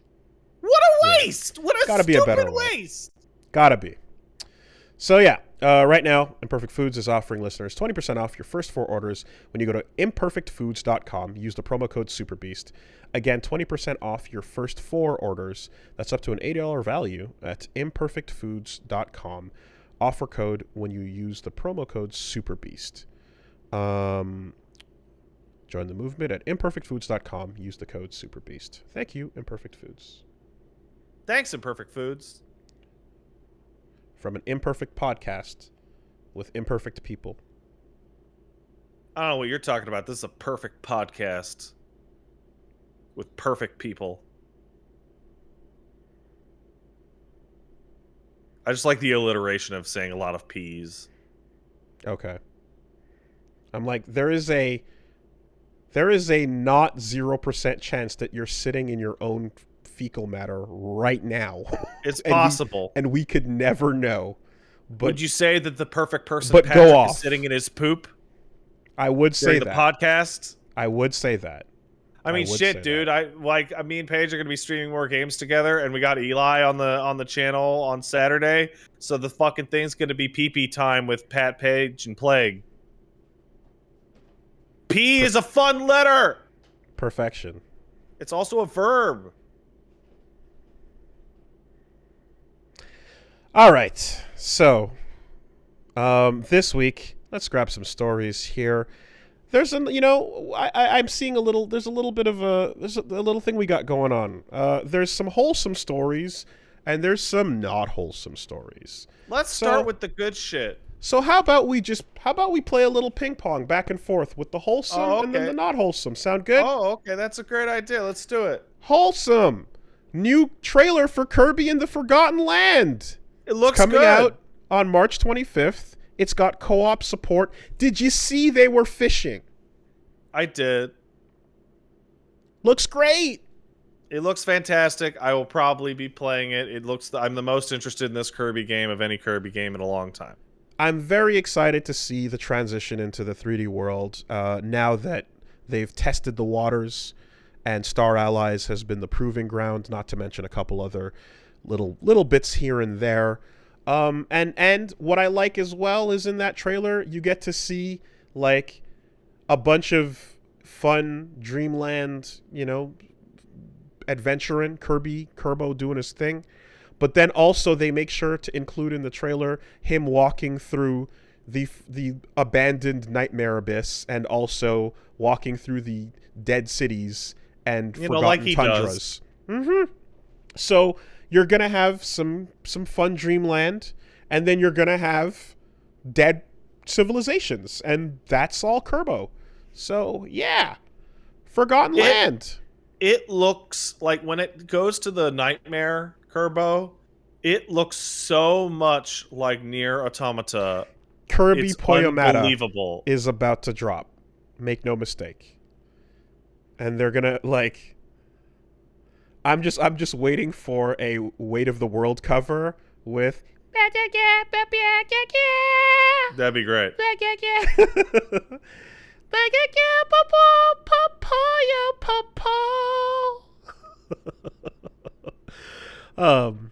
So that's good times, everybody. Please look out for Kirby and the Forgotten Land coming in March. Not wholesome. Activision fired dozens over harassment allegations. And there's more coming. How many? More. It's fired 40 employees disciplined and 40 others since July. Fired 40 and disciplined 40 as allegations of harassment and other misconduct, according to the reports. Hey, here's a fun sentence. A summary of the personnel action that the maker of Call of Duty, World of Warcraft, and other blockbuster games was scheduled to be released before the winter holidays. However, CEO Bobby Kotick delayed the release, arguing it would make the company's workplace problems look even bigger than they were known to be. So, good on them for firing these people that they knew about the whole time and disciplining others. However, there's a really interesting thing that I've been thinking about since I sent this article to you, Wooly. They wanted to put out this press release before the holidays, right? Mm-hmm. Isn't it weird that it's such a clean number? It caps off right at an exact 0. Isn't it weird that it's 40-40? Precisely. Like a statistician told them that was the minimum amount they had to cut for public relations reasons? I got another clean number for you. What's that? 700 reports of employee concerns of sexual assault or harassment or other misconduct over the past 7 months. In some cases, separate reports about the same incident, quoted from people familiar with the situation. Great. So, yeah. Hey, do you want to piggyback? No, you know what? Let's wait. We'll wait on the math on the other one. We'll wait on the math on the other one. But that's okay. All that's said and done, in conclusion, Lego Overwatch will not be happening anytime soon. People are running their math. 700 over a 6-month period is like more than 3 reports a day every day. Put that one up over here. All right? Just stick that on the board. Keep that in mind. Keep that in mind over here, okay? Put that over there. All right. All right. You got Wholesome? Wholesome! The purple PS5 controllers are out! Yeah, mine's getting shipped pretty soon. I'm super excited. They look great. Hell yeah! This is just a consumer slut moment, but dude, I love purple. Yeah! And I love those purple controllers. Yeah! And now I can have a controller that I say is purple, and no one can fight me about how purple it is because the name of the controller is purple. If you want to get one of those new color controllers, if you want to get a DualSense, you can get them as of today. That's great. There's also a pink and a kind of minty blue that's coming, but the purple one looks sick. I want the purple. I love purple. Purple. It's set for release on the 21st on Friday. I hope I get it soon. I love purple. I'm a big fan of purple. It's a good color. But I like purple. Hell yeah. So everybody, deep green's real nice. Go check that out. Get that purple DualSense. That's It's cool. called purple. Yeah. No one can fight me on this. Not wholesome. What's not wholesome? According to the Google Translate of the headline of this French news website, sexual harassment is very heavy at Ubisoft. C'est très lourd. I want to point out that the actual article's title is Harassement sexuel du très lourd chez Ubisoft. It's a fairly accurate direct translation. It's very much literally at Ubisoft, very, very heavy sexual. Very heavy. Very heavy. Okay. What kind of numbers are we looking at over here? All right, so there's a lot that goes into this article, and a lot of the article is over at the paywall about how everybody's a fucking pile of shit over at Ubisoft. But there's one number to pull out. There was an extensive employee audit of its 20,000 employees in which you could respond to a questionnaire about the state of sexual harassment at the company. 14,000 out of 20,000 employees approximately responded to this. And of those 14,000 Ubisoft employees, 25% of them says that they had either been direct victims or personal witnesses to sexual assault or harassment in their workplace.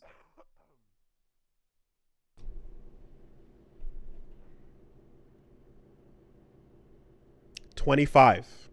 25. 1 in 4. 1 in 4. You know, 25% of the people that I know that work there have told me about stuff that they've seen. Yeah. So that means let's fold it in to the 20,000 number, right? Mm-hmm. Let's fold that in. At the minimum, 18% of all Ubisoft employees have been victims or witnesses to crimes. And that's one of those big companies with, as we said, a ridiculous number of employees compared to most game companies. Yep. So what you're describing is a tactical assault crime, like Terminator 3 situation, where at all moments in the building, at any given corner, at bathroom, water cooler, there's just these little pockets. In every single Ubisoft studio, at some point during every single day, there must be some form of sex crime being perpetrated. Either a direct assault or harassment, or the cover-up of said such harassment or assault.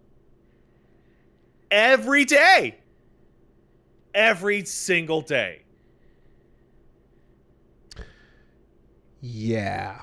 There's also some details in here that I can't quite get to about senior staff. There's a gentleman that is obsessed with wearing kilts at Ubisoft that would routinely force people to check under his kilt that it is a real kilt, aka is not wearing any underwear so that you brush up against the dick and balls. Of course. And apparently, I believe they got, it's behind a paywall, so I'm getting it secondhand. Apparently, they got fired for selling drugs to the other employees as well. Just straight up drug dealing in the office.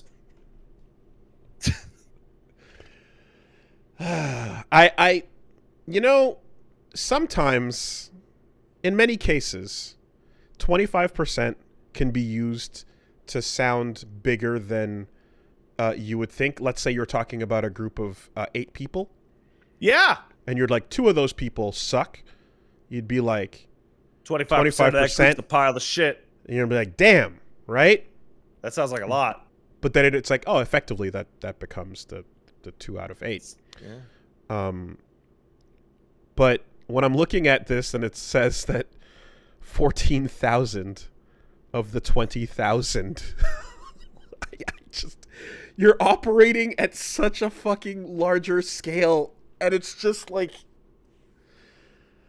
yeah, let's run some math. How is it this much worse than previously reported?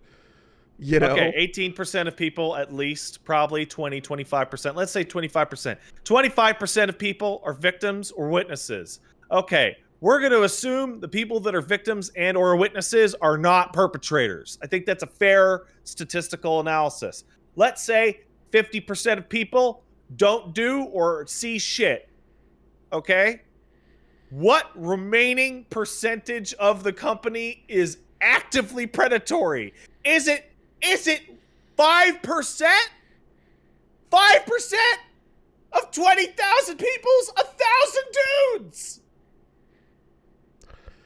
What I immediately wonder is kind of like what anyway, because based on the way you put the numbers out, it's kind of like, okay, what amount of this is one incident and then every subsequent level of bullshit obfuscation, defense, move it around, nothing happened here. Like, does that turn one into like 10 instances? So, I'm not a lawyer. Put my hands up. I'm not a lawyer. Important. However, the general understanding of I my anal.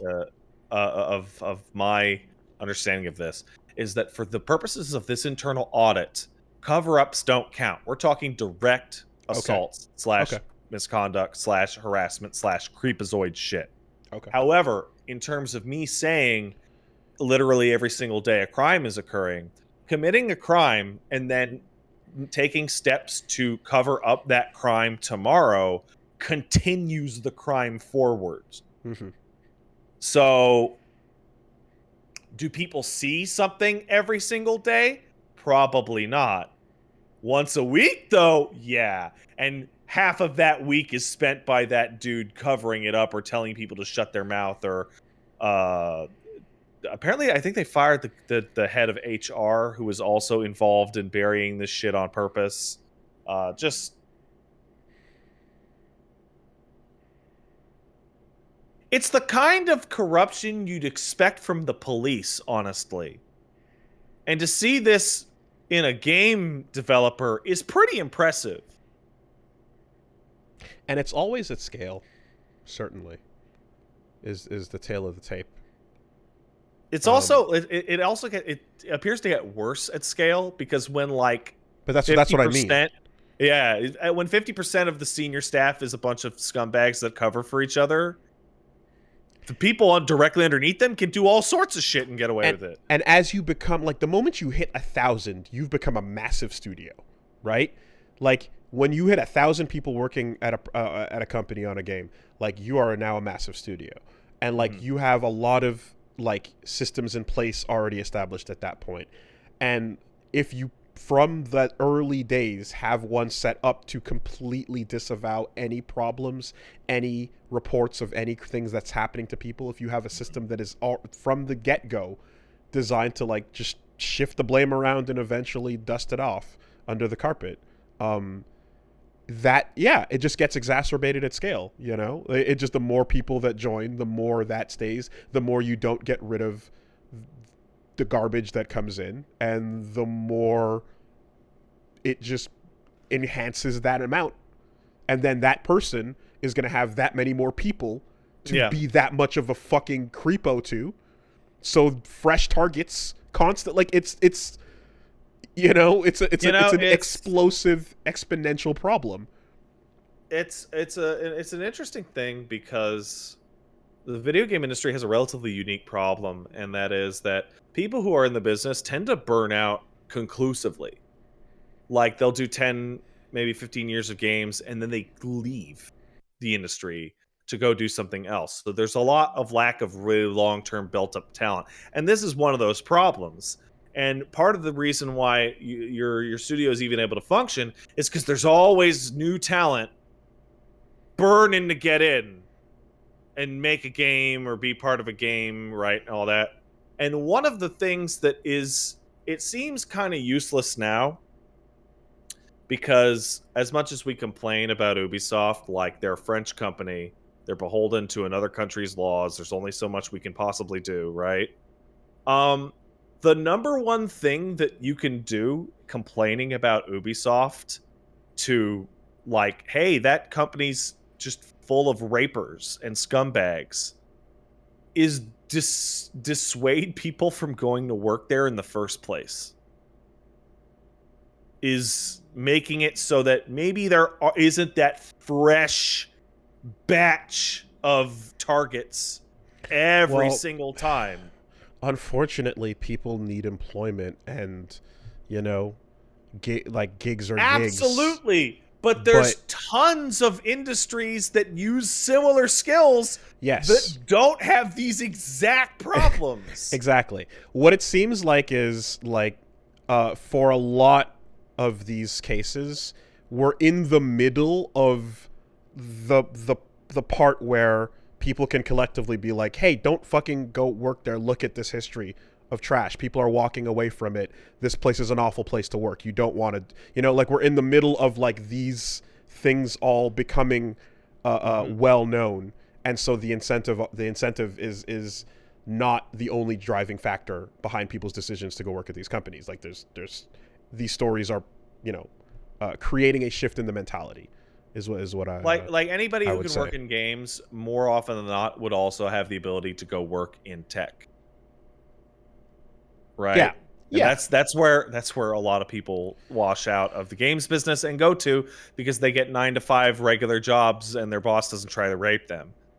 And if you have passion for the thing, then like, depending on, well, it just like you come in with, again, like starry-eyed dreams of what's going on, and then at a certain point you're like, holy shit, I get the fuck away from this. I have friends who fortunately have been able to like exit Ubi and get other industry jobs, and like see an improvement there. But that doesn't apply to everybody, not to mention, of course, things like the Ubisoft school, where like you got the education program that kind of like more or less builds people up to learn and practice in a way that's going to fit right into the way that their teams are built. And a lot of graduates are every year available to join the studio. It's like by establishing, because Quebec has become a huge center of like, game commerce and industry. A lot of studios popping up, give you a lot of places to go. But Ubi in particular spent a lot of money creating a system where they can always have new employees graduating and joining on a... What's the name of that thing? Ubi School? Ubi School? Okay, so they have Ubi School where they get students in there, teach them how the ropes so they can be hired by Ubisoft? Pretty much. They're mainly taught like the Ubisoft way of developing. Okay. Do they have a course on Grand Rapid Orientation Office of Management? I have AKA Groom? I don't know what the curriculum... I heard that I heard that course was very popular there. I don't know what the curriculum entails. You're describing a scab school for grooming employees. like it's a fucking Amazon pipeline to the warehouse. So the thing about it too is that like what was a common issue even beforehand, before these like complaints and these exposed cases and such, was just the idea that there would be a list of like, I don't know, let's say 50 graduates, but there are only 2 positions required. So all the others... What do you got to do to pass? Well, be a good fit, right? So that's exactly it. And then... Yeah, exactly. Yeah, so you can lower... and you can lower the amount that they get paid, and you can just... It's a whole thing where it's like, all right, well, 48 people are gonna get fucked out of this afterwards. Hope you can land that gig, and then go find a level design gig that like may or may not be available. And then if you wait too long, 12 months later, you got another group of graduates. That's such a fucking racket. So such an obvious that's fucking been racket a thing in the industry for a while. You know what? Do you know what? fuck video games. I want to quote a new friend of mine that I just discovered today. I think their opinion is really relevant here. This is from the talented and smart Raf Grassetti, who says that you can do whatever you want with your life. Video games make a lot more money from idiots and harms the environment a lot more than a JPEG. Can we squeeze a Wholesome in? That is the art director of God of War telling you that video games are fucking stupid and you should stop buying them, you fucking morons.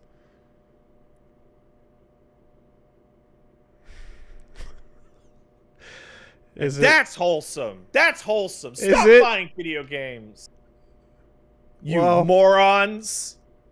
I guess if in the context of him coming to defense of Troy Baker is the context for that. Great about that shit?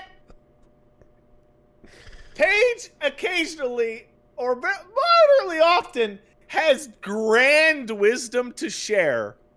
And like 6 years ago, she told me, and she's always said this, don't you fucking trust anyone who says I'm a storyteller.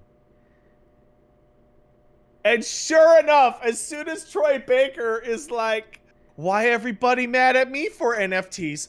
I'm just a storyteller. My brain just fired off. Oh, there it is. There it is. Oh, she's so right. I think the level of like what it takes to read the room and still push through with each of these announcements, despite the clear, loud, absolute, universal, like, don't fucking do it, man. Oh, well, I mean, I can tell you what that is. Well, like, with 100% certainty. It's somebody promised me a bunch of money. Yeah, the incentive. And I already signed up and can't unsign up. Maybe it was too early in the process. It's too late for me to back down now. Didn't think of that. That's a possibility. Therefore, gotta go all speed ahead because I'm not gonna stop getting gigs. What's the worst that'll happen? I'm totally insulated from the consequences of my actions. Wholesome. Wholesome! SNK versus Capcom Card Fighters Clash is now available on the Switch. That's great. That game is cool. Yeah. I never thought it'd see the light of day again, but I'm really glad that it's back. It's fun. You okay? Dude, I'm like completely fine, and then I go to do something with my arm, and it's like somebody is hitting me. Yes, that's correct. All right. Yeah. Go get that. Card Fighters Clash is good shit. It's fun. It's good.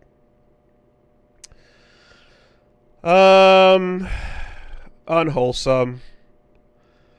A second game is reportedly in development at Quantic Dream. Claims are it's based on the 2013 tech demo, The Dark Sorcerer, and has a more humorous tone. Oh, that's gonna be great. Oh yeah, no, now we get the sense of humor. Now we get the jokes. Yes! Do you remember The Dark Sorcerer? Yes. It's the one where there's a Dark Sorcerer trying to summon Satan or whatever, and he's got a little elf, and the elf is like his or goblin that's like his little minion, and the minion comes in, and the minion's like doing the black stuff, and can you tell he's a black goblin. He's doing he's Marcus. He's doing the Marcus. So what you're right. So what you're saying is that the beholden thrall creature is the black one in this tech demo? That is not inaccurate. Is the sorcerer like dance for my amusement creature? more or less, but then okay. it cuts. Yeah, it's funny. That's really funny. But then it cuts to the set, and like they're all actors and they're playing their roles, and so we're gonna get to see the sense of humor. We're gonna really get to see the sophisticated writing prowess and the gags that from the creators of A Farting Dick and Balls comes. I have an image in my mind of like Danny DeVito, but with like David Cage's face pasted on him, going like, no, that's no good. You got to make the lips real funny. I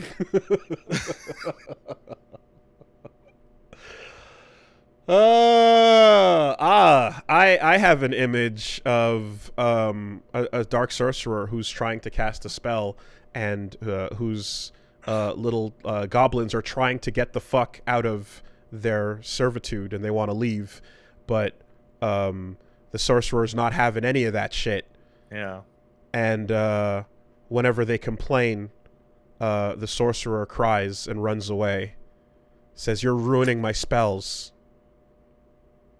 And then you could ask the sorcerer, "Hey, what's the point of these magics? What are you concocting here? What's the point of these spells?" And he's like, No, nothing. Just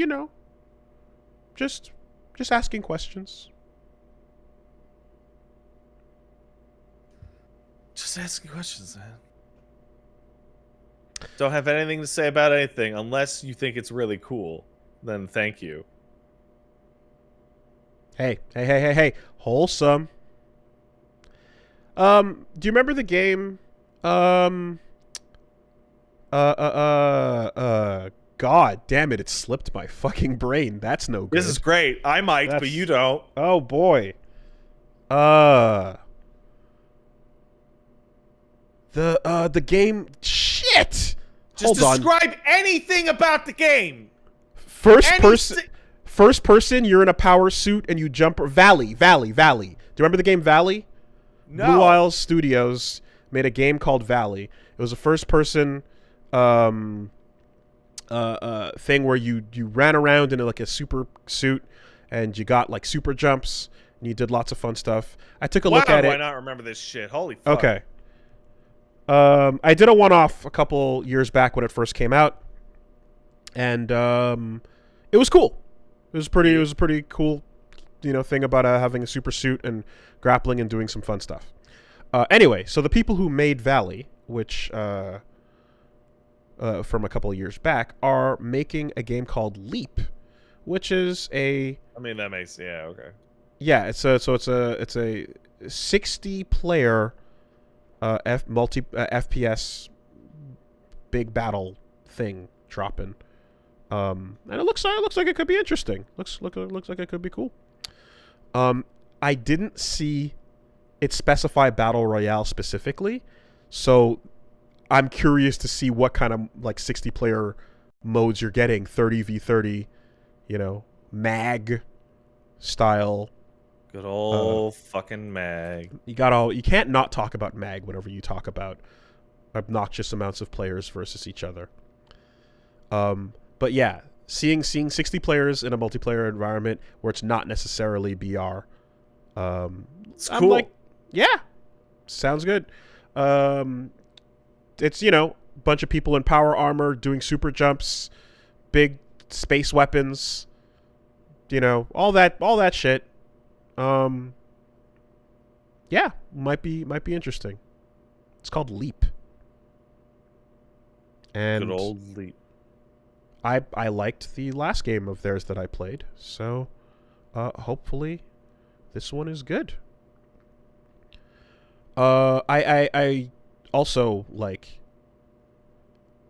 I think you can. If it says like they haven't described everything yet, but it says there's multiple modes that are going to be like designed around 60 players. So I hope they come up with some super fun team-based shit. What if there's 30 people on each team and they shoot each other, but also jumping? That's good. I like that. That's what Tribes basically just was. Tribes ruled, so.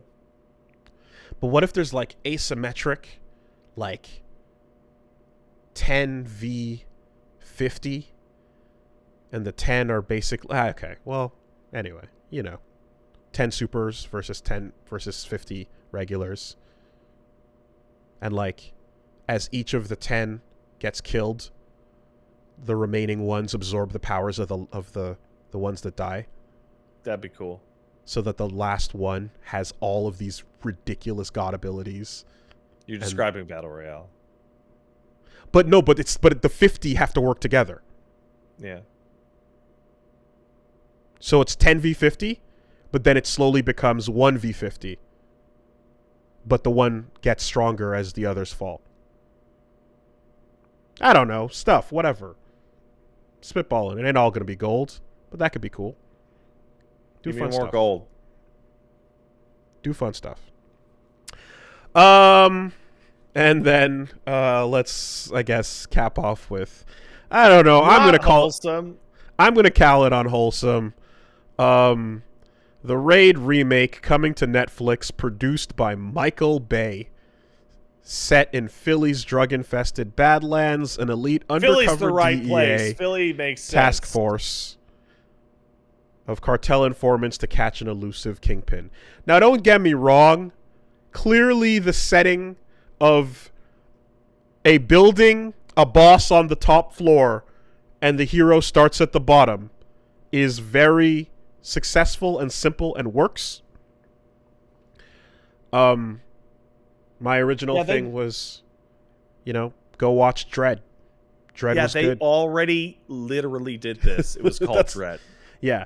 Now, and people then get into, like, apparently both scripts were, like, right around the same time as each other, and in fact, like, the Dredd script leaked earlier, and there's a whole convoluted story behind it. But either way, the Raid exists, and the Raid is really cool, and Dredd exists, and Dredd was very good.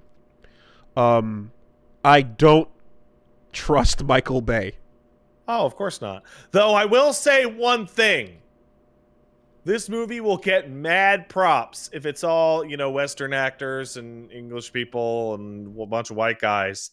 But then they get to the top of the tower, and it's still just Mad Dog! Oh, man! It's Mad Dog again! Dude, I was getting ready to say a whole thing about how the original actors in the Raid are getting shafted again, and it'd be super dope to, like, let them shine because of how fucking sick they were in putting on such a good fucking movie. Like, it was great, and I want them to shine. So when you're remaking it with Michael Bay, that clearly excludes them. But that would be the fucking greatest, dude. Because we're not going to get the Machete Cleanup Squad. He'd be much shorter than the actors they would cast, the Western actors. Like, he's not a very tall guy, and I want him to look kind of just schlubby and a little dirty like he does in Raid.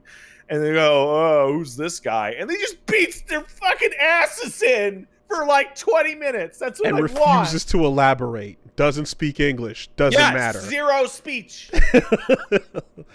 The boss awaits. Damn. God, that'd be sick. Michael Bay would never do it. Good. Anyway, the Raid is good, everybody, and the news of this remake, all it should really do is make you go watch The Raid Redemption if you haven't watched it. And then, once you watch that, and you go, oh shit, that was good, go watch Dredd. Yep. And then, after those two, then you can watch The Raid 2. If you want. If you want.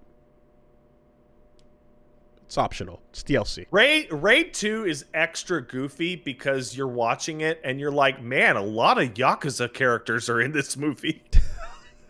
But if you want to see bat combos, you got to go to Raid 2 to see the bat combos. That's true. You got to, You're not going to see them in Raid 1. It's not as good, but it's got some unique new weapons. A lot less focused.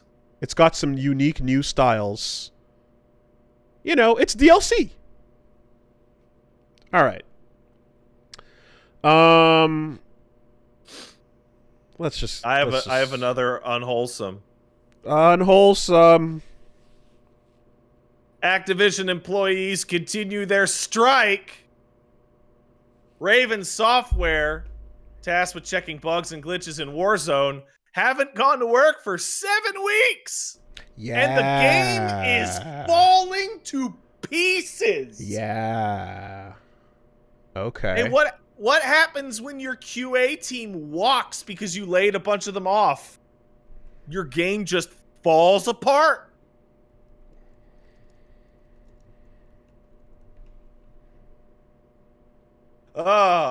Yeah, 200 Activision Blizzard employees have been on strike for since December 7th.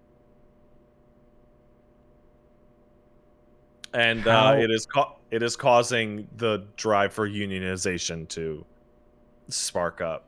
Well, that's what we all sit and wait on, right? It's absolutely wild that the situation at these companies got so bad that the strike came before the fucking union. Like, no organization, just everyone's so fed up that a strike starts. Now I'm reading the WAPO report here, and they're specifying as well that most of the contractors are QA. So it's like, man, if anybody is gonna get shafted on for an extra long period of time, it's gonna be QA. They're like, take whatever time frame, however many weeks it would have taken them to respond to programmers on strike, artists on strike or so, just double that amount of time for QA for them to actually respond. It's wild because we've been watching publicly in the news QA get dumped on for a decade plus because it's the least valued part of the pie from the executive perspective, but it's one of the most valued perspectives from the consumer perspective. Hey, this game's a broken fucking mess.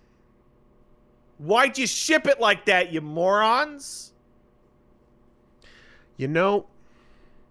It's never happened, and I'm not necessarily giving anyone ideas here, but could you imagine what it would be like if a database of bugs leaked to the public and people saw how many issues were reported, do not fix, and ignored, that the team actually told everyone about, and they were deliberately like, no, ship it with it? Could you imagine? That would be fucking chaos. If the known shippables came out.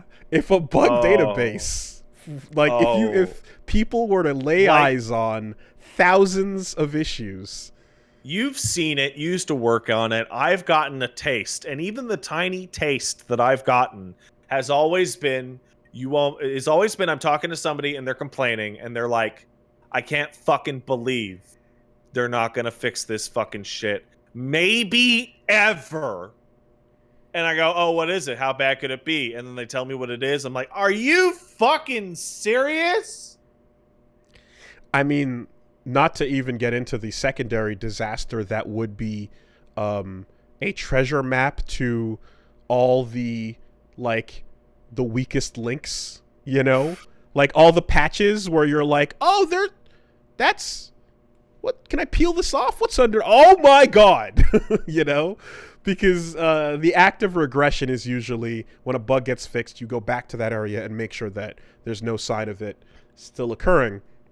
But there's a bunch of times where knock-on effects do happen. And if you can see exactly where the weak areas were, you can, we used to make fun of this term, but halo test around the bug. Someone came up with that and everyone's like, what are you fucking... Anyway, you could test around the area to see what the what other weaknesses were caused by that regression fix and such. So that would be wild if that ever occurred. I would fucking damn, but it never Obviously has. Can't recommend it, because if you were to be found responsible for leaking such a database, you would be in some serious shit. No, I'm not at all saying that. No, that's the royal you. I'm using the royal you. Yeah. No, I don't want to see anyone getting in trouble like that. That'd be terrible. But anyway, that shit would be wild. That'd be fucking nuts. Yeah, I would love to see it, but I would never want anybody to get in trouble for it. Let's take some letters. Hey, you want to send in a letter, send it to castlesuperbeastmail@gmail.com. That's castlesuperbeastmail@gmail.com. We got one coming in from Gaz. Says, Hey, guys, what up? Dear Wario and Waluigi.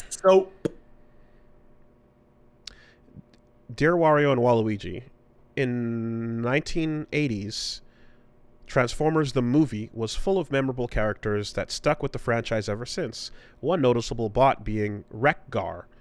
He was introduced about halfway through the movie in a fight scene with Weird Al's Dare to Be Stupid. I remember that. Even though Al was just the background music for the brawl, he became synonymous with the character and even voiced him in Transformers Animated. Oh, Given cool. that there's only 2 incarnations of this character in film and TV history, it may be a shit example, but my question is, have you ever seen an actor or musician, etc., become synonymous with the character that they're only tangentially related to in the first place? I can't think of any off the top of my head. Let me think with my brain. Guilford Godfrey and 9/11? Well, Iago was where I go first, and then 9/11 comes second. Okay. Oh yeah. All right. The Aristocrats third. Hey, rip, man, for Bob Saget. Yeah. Mm-hmm. That sucks. Mm-hmm. I mean, the idea Eric would have Bensler and the entirety of G.I. Joe forever. I guess the question is more like, would that, like, what examples of like that association, if there was like a meme or something, where they actually came together and got the person to do the thing? Yeah, I don't know. Yeah, I don't know. Can't think of anything. Remember that time when Juggernaut said, "I'm the Juggernaut, bitch," in X-Men, the movie? I do. Yeah, I remember. I saw it. That was like, those guys made really funny videos. The dudes who invented the "I'm the Juggernaut, bitch." What was that? It was the Nah Son video production gang. I don't know the name of the group. I want to say it was the Nah Son, and they had a bunch of fucking stupid fucking dubs of so tight. And then it's got like fucking Wolverine just screaming, "Ah, my fucking ribs," or whatever. Oh, it was Djibouti dubs, was it? But or My Way. Okay, regardless. But getting that bullshit into a fucking movie that's real punching above your weight. That's like if we had managed to get like Zubaz into the background of like a G.I. Joe film. But I don't know if that was getting him in so much as it was X-Men 3 fucking taking a meme that was active at the time and putting it in the script. X-Men 3 was sitting there going, wow, this movie's a pile of garbage. Let's find anything people like to put something in it. We can dig further. Yeah. We can go further. We can go further beyond. Yeah. No, I don't know any examples that exactly fit that profile, but that is a thing. Okay. Well, sorry, guys. Sorry, man. All right, and here's one coming in from I'm gonna pronounce it Joao. Hey there, Don Woolley and Pat Panza. Panza means big, round belly like an orb. Not really a question, just more of something I find amusing. The book Don Quixote is a Spanish book from 1605 and 1615, and is one of the pioneers of metafiction. You see, the book was published in 2 parts. On the first, we get the story of a dude who reads so much chivalry books that he kind of goes insane. Yeah, the equivalent of reading too many light novels and getting chunibyo. He's the first isekai protagonist. He's the first chuni. He's definitely the first chuni. Yeah. His adventures are a critique of those types of narratives, and they serve to show how much rich people can get away with. The interesting second part is in 1615, the writer, Cervantes, didn't plan to write the second part, but at the time, trademarks and intellectual property were a lot fuzzier in the sense that there was none. So there was a lot of fan fiction published as regular books. And seeing as Don Quixote was insanely popular, people wanted more adventures of this crazy would-be knight. There was also a lot of Don Quixote fanfics. One of these books, written by someone calling themselves Alonso Fernandez de Avellaneda, became very popular. So popular that Cervantes decided to write the second part. In this, Don Quixote and Sancho Panza discuss the existence of books telling their tales of how they're all bullshit, except for the original one. And they go on to find a major character of one of the Avellaneda books, the most popular fake book, to sign a vow to the writer that the book was scum. They then decided to not go to any of the places in that story. This was this was in the 16th century. So it's sad that the only pop culture claim of Don Quixote is the windmill fight and not the metafiction level and other crazy stuff the book pioneered. I have a weirdly similar story that I just discovered yesterday. You're familiar with the book Dr. Acula? I just like to say it funny. I mean Dracula by Bram Stoker. Okay, because I'm like, are you talking about JD's movie script from Scrubs? I just like to say the phrase Dr. Acula. I think it's very funny. Anyway. Okay. Well, Scrubs literally has a Dr. Acula bit. Oh, great. So now I can't say that joke anymore because then I'll be cringe like Scrubs. Moving on. So you're familiar with Dracula by the Bram Stoker. It's one of the most famous things ever. It's in the public domain. So, in 1906, it's getting translated all over the world and was also translated into Icelandic, right? Which is a relatively obscure language, only spoken by the people of Iceland, and is apparently extremely difficult to read. It was only in 2014 that it was discovered that the Icelandic translation of Dracula, used and read in that country for over 100 years, is not a translation of Dracula.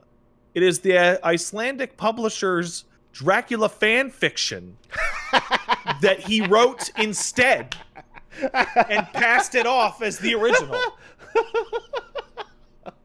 And apparently, it fucking rules. And no one found out. Well, no, because... Why would they? Why would you? It's not a common language. Wow. Damn. And wait, it rules? It's good? Yeah, apparently it's really good. So apparently, in the 80s, they discovered that the foreword by Bram Stoker was incorrect. Right? But it was only in 2014 that they discovered that the reason why it's incorrect is the whole thing's a completely new story. Wow.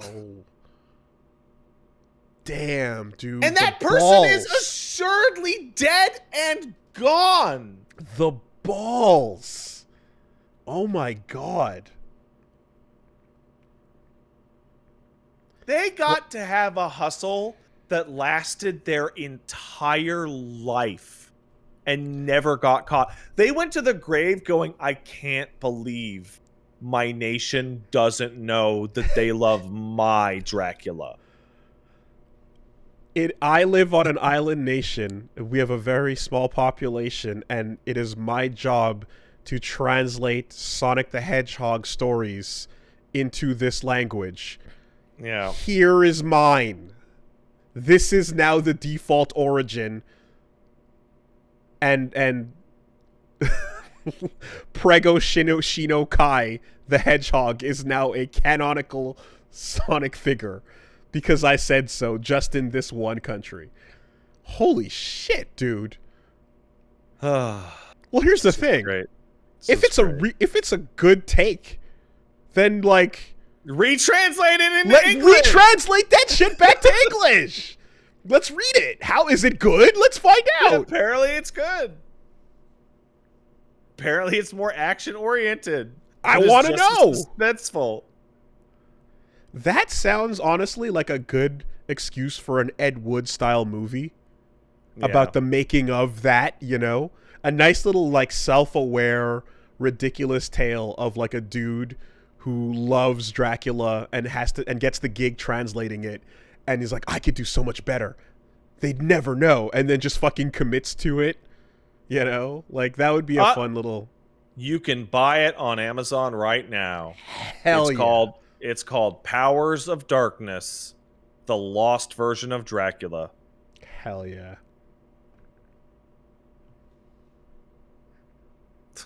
A world where 50 Shades of Grey came first.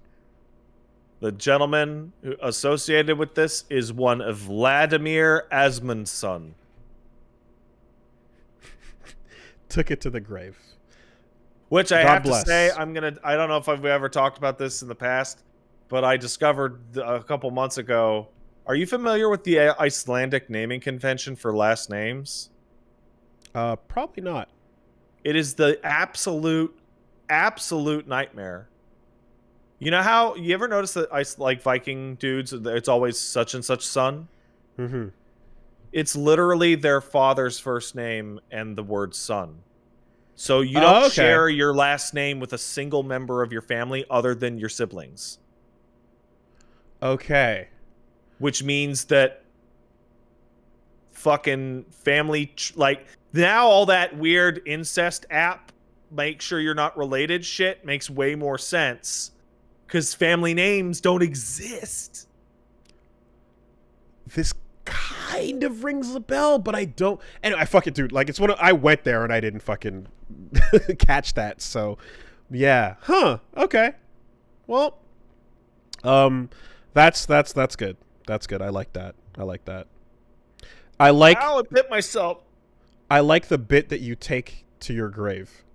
Yeah. Get like on your deathbed laughing that no one found out. The bit is just for me. Yeah. Like, whoever killed Jimmy Hoffa and buried where Jimmy Hoffa's at, right? That's a long time ago. They're probably a dead old man, right? And they're on their deathbed going, they'll never find Jimmy under that stadium. Never, ever. He. I was thinking of DB Cooper, you know? Never got caught, not even close. Just fucking dove out of that plane, landed in the fucking forest, peaced out. You know who else never fucking got caught? That fucking Max Headroom dude. Oh, the guy who hacked the guy who pirated a bunch of radio stations. Yes, absolutely, the original.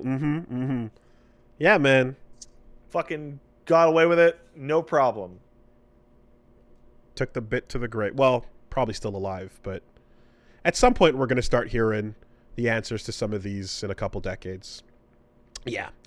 Anyways, folks, that'll do it.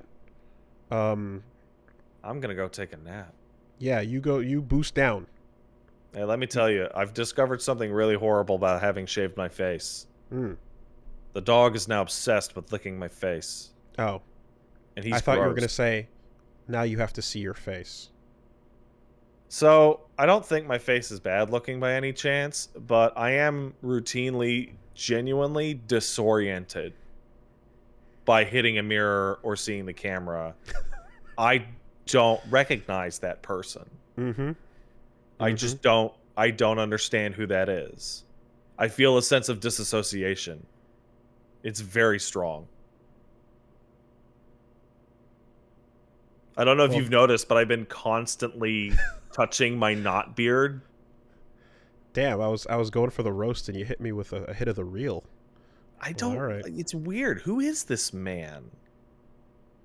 Yeah, it'll take a week or two, and then you'll be like, "Oh yeah, that." So no, it'll take a week or two, and then I'll be back. Well, yes. So that's like, so me, like both Reggie and I also like shaved down just unprompted at New Year, just like same kind of, and then just yeah, and then you feels less fucking weird, but anyway, this man is Greg. That's who this man is. Oh no, I am Greg now.